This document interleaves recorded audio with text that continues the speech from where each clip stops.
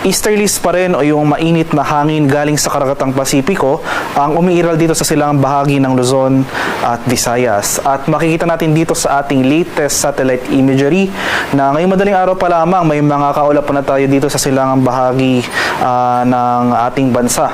So inasahan natin posible magpapatuloy yung mga kaulapan at mga kalat-kalat na pag-ulan at thunderstorms na ito sa eastern section ng Luzon at ng Visayas. Meanwhile, for Metro Manila and the rest of the country for today, asahan natin itong generally maaliwalas sa panahon, bahagyang maulap hanggang sa maulap na papawirin, sasamahan lamang yan ng mga biglaan at panandaliang pag-ulan na dulot ng localized thunderstorms.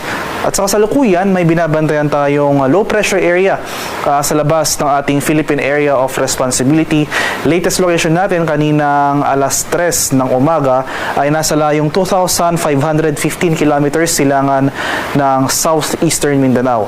So malayo po ito sa ating bansa at walang direktang epekto sa atin at least for today and the next 2 to 3 days.